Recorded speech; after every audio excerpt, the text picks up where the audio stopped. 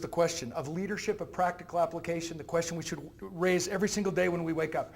What's the difference between a hit songwriter and a lousy songwriter? They have access to the same 12 notes.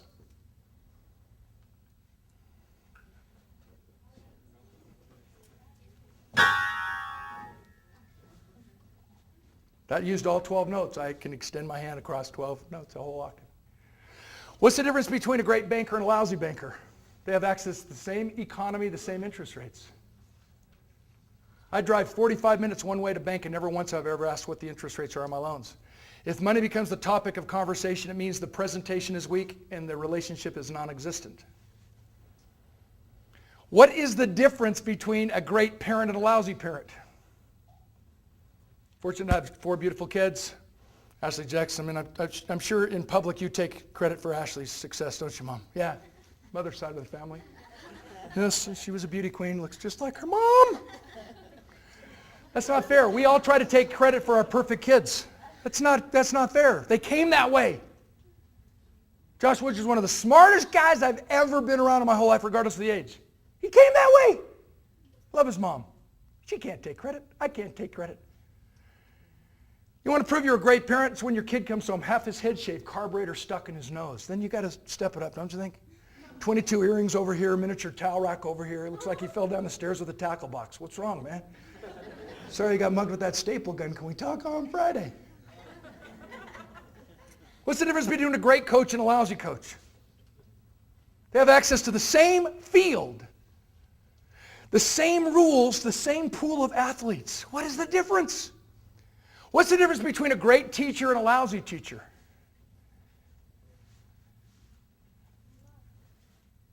It's the answer to the first question. What's the difference between a hit songwriter and a lousy songwriter? Passion, creativity, and imagination. The answers are inside of you. The answers are in the box. So now we've gone full circle. If you want to trust someone, you got to first trust yourself. That's how you attract people who trust themselves. And only when you trust can you raise each other's expectation, raise that little bar up, and invite one another to jump a little higher, to stretch a little further, to go a little deeper, do whatever it takes to succeed. You can write a hit song every day if you wake up with the mentality that you're a songwriter. No matter how many hits I've had in the past, today, what am I going to do today with the exact same 12 basic, boring, naked notes to write another hit song that people would enjoy, that would take them to the next level? So teachers, they have something in common with a professional speaker like myself. Professional speakers are weak, oftentimes because we have this little attitude that it's easier to change the audience than it is to change the speech. So I might be on the program with 3 guys, and same 3 guys in a month. And when we, rendezvous someplace, how was your week? What happened? Oh, they loved me on Tuesday. Man, the audience sucked on Friday. They act like it's about them, when it's about the audience. Is it not? And educators are just as guilty as we professional speakers. It's easier to change the students than to change my curriculum. It's easier to change the students than it is to change my teaching style. And if they don't get it, it's their fault. How sad and weak is that? The difference between a great teacher and a lousy teacher: passion, creativity, and imagination. The answers are inside of us. Wish I had a boombox up here. I could put on a magnificent display from the world of music to make my point. We could play a Rachmaninoff piano concerto using all 88 keys on the piano. We could play a little Wynton Marsalis smooth jazz. I'm a guitar player. We could play a little Stevie Ray Vaughan, a little B.B. King. We could play a country ballad like My Wife Ran Off with My Best Friend and I'm Going to Miss Him Dearly. Are any of you into country music? My best country song so far: Had I Shot You When I Met You, I'd Be Out of Jail by Now. Are you into country music, man? It's good to see you there, bro. Every single one of these songs was written with the exact same 12 notes. What are you doing with yours? Are you reaching your potential? Let me ask you a question. Somebody answer. Can you exceed your potential? Growing up, did you ever hear this? You have so much potential. My parents used to say that all the time. Dan, you have so much potential. What they were really saying is, you lazy butt. Why don't you do something with your life? Right? Can you exceed potential? No. You misjudge it. I'm 6'5.5". I can't be 6'7". I can't. If you're 5 feet, you can't be 5'4". You can't exceed your potential. You can't exceed your capacity.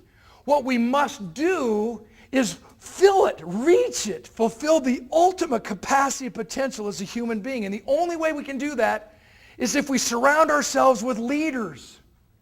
And in order for us to surround ourselves with leaders, we've got to be a leader. Likes attract likes. Are you still with me? So let's talk law of attraction. Everybody wants to know what's this law of attraction. Best way I can explain it is in two ways. Number one, played football with a guy 6'6", 285 pounds, bench press 500 pounds, ran a 4.6 40-yard dash. Second round draft pick by the Philadelphia Eagles, NFL team. After 2 years, he's traded with a huge contract, a huge bonus to my Oakland Raiders. He's in the National Football League for 4 years and quits, walks out of practice and never plays again. Why? He liked being a football player, but he hated playing football. He got what he wanted, but he hated what he got. If you don't like what you're attracting, change what's attracting it. You've got to know who you are. You've got to realize your personal potential. You've got to understand that the answers are inside of you. You've got to understand that you're an infinite being, that the age of your body has no bearing on success or failure. You have got to hang tough and fire up and realize you are born to be here and you're supposed to be on the earth at this time. What are you going to do with it? And if all we do is compete or compare ourselves with others, we will never reach our potential. Oh, she's better looking than me.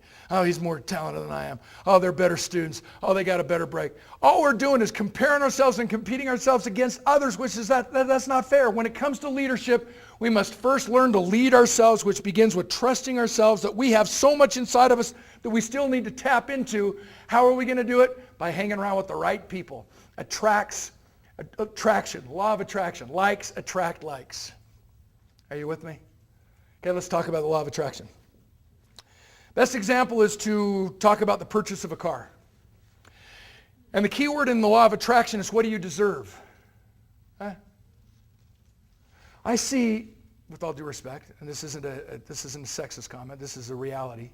When I go to California, I see the best looking women with the ugliest guys. Do you ever go to California and notice that? I want to interview them all and go, what's up? What's up with that? I see some of the classiest people hanging around with bums. What's up with that? Wow. You become the average of the 5 people you hang out with the most. If you don't like what you're attracting, change what's attracting it. And if you look at the friends you have and know that you're judged by the company you keep, you better change your friends. And the only way to do that is to begin with this word deserve. What do you deserve in a relationship? What do you deserve? And now let's tie it into purchasing a car. The first question you ask yourself when you go to purchase a car, do I deserve a car? And you sometimes, no, I don't deserve a car yet. I'm just a freshman and I should just take the bus and I should just walk around campus. It's 40 below and I'll just get myself a kite because the wind blows so much down here in Utah Valley. At some point, you got to get to that stage where you say, I deserve to ride a car. I deserve to have a car. And then once you get to that point, it's amazing how you start noticing everybody driving cars. You're like, wow, he has one. Wow, she has one. Up until that point, you notice people riding buses. Before that, you notice people walking. Then you get to the point where you say, I deserve to buy a car. And then you take it to the next level.